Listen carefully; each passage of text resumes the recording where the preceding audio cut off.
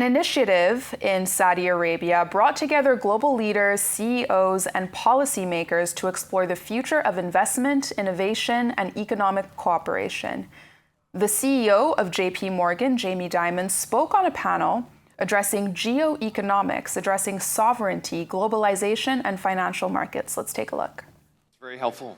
One, my principal driver in life has been independence.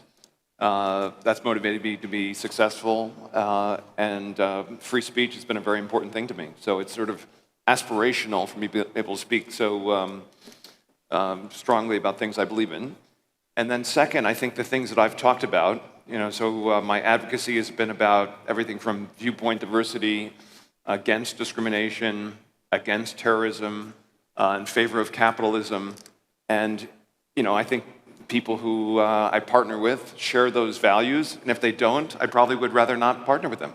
All right, you've been particularly active recently in decrying the possibility that a particular candidate might be elected mayor of New York.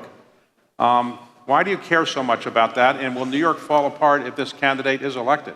New York's been very good to me and my family. Been New York City residents for over 100 years.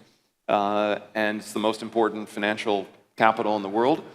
And I think there are having a socialist mayor, I think, would be catastrophic for New York.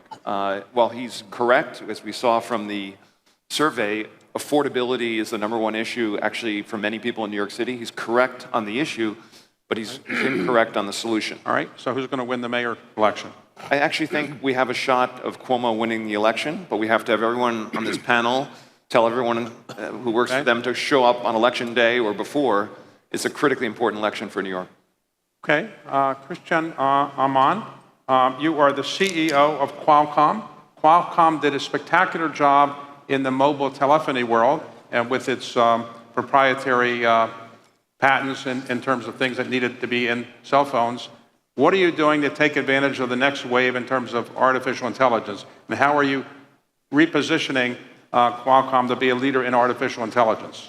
Yes, look, Qualcomm has been changing a lot, I think, for the past few years. I think what we realize is some of the technologies we have developed for the mobile industry, and given the scale of the mobile industry, they could be incredibly disruptive for other industries. And when you look at what's happened with AI, it's a new form of computing, it's a new form of software. This is going to change every single computer that we have. And that's not only what's happening on the data center, but also what's happening on phones, on personal computers, on cars, on industrial machines. We think that's an incredible disruptive technology that will change. It's going to be a big change for consumers. It's going to be a big change for some of the enterprise. I don't know yet how best to compare. I remember when I started my career, we have to go in and get memos from the fax machine and start writing new memos back. And then if you look at the combination of computing and internet, what has done for consumers and for the enterprise, I think that is the kind of change. And I think it's going to create an incredible opportunity of transformation in all of those industries. So if somebody wanted to invest in what's going on in artificial intelligence, what kind of a company would you have them invest in other than Qualcomm? Look, I think right now, I feel that if I go back to what happened in the beginning of the internet, nobody really knew which company won the search, the social media, the map, what happened, for example, with all the different services, the SaaS business. I think we're a little bit about that in this stage in AI. We don't know yet who is going to be the winners, but I think this space is moving very fast. I will pay attention to the companies that are becoming really connected to the consumers. I think understanding human intentions is very important and valuable when now the computers understand what we see, what we say, what we write is a change in the human-computer interface. And companies that are embracing, I think, the new agentic type experiences for the enterprise. And I see a lot of companies make bold moves. I'm actually very proud of our partnership here in Saudi Arabia. I think the national AI company, Humane, is doing a lot in agent for enterprises. I think it shows the direction. And I think we have a bright future, and all of this is going to be happening within the next 12 to 24 months. All right, Jamie Dimon is the CEO of JP Morgan. Jamie, recently you opened a new building in New York City that cost a fair bit of money. What was the reason to build your own building? Why not just rent buildings from other people? Yeah. So first of all, I'm thrilled to be here, everybody. Thank you for having us. Congratulations to the enormous path to peace in the Middle East, which I think is the most important thing. You got to thank the Crown Prince and the President of the United States. And that dwarfs all other things, by the way. The building is not as important. We have to compete with you and Bill Ackman and Goldman Sachs. And it's a beautiful building. You know, we're giving our people beautiful trading floors and 15 places to eat. A great entertainment space.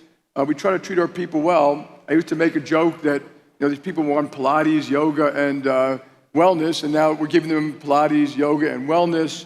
So it's a great place to work. Our people work very hard, and wherever we are, we want them to feel good coming to work. And I also think in-person collaboration is so important for society, for life, for creativity, for cohesion. That we are back to work full time and. You've been a leader in saying that people should come back to work and work in offices. What is your thinking about why it's important to actually be in the office as opposed to doing it over Zoom?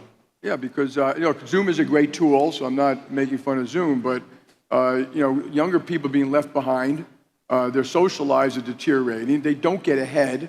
But even all of us in management, when we meet on Hollywood squares, there's not as honest a conversation. You don't have that constant follow-up. People say, we'll pick it up next week when we get there. Steve Jobs used to talk about the collaboration that's accidental because you run into someone in a hall and they come with an idea. And almost everyone probably in this room, if you look back at your careers, you learned a little bit from apprentice system. You were with other people who took you on a sales call or told you how to handle a mistake or something like that. It doesn't happen when you're in a basement on Zoom. Right. And you don't get married on a basement in Zoom, and you don't meet people. So I think it's just very important to have a social life. Okay. If the President of the United States asks you what the quality should be in the next Fed chairman, what would you tell the President of the United States? We'll deal with whatever the reality is, okay? Okay. Yeah. All right, and you're not interested? No. All right? Me? Absolutely dead. Are you kidding me? Over my dead body.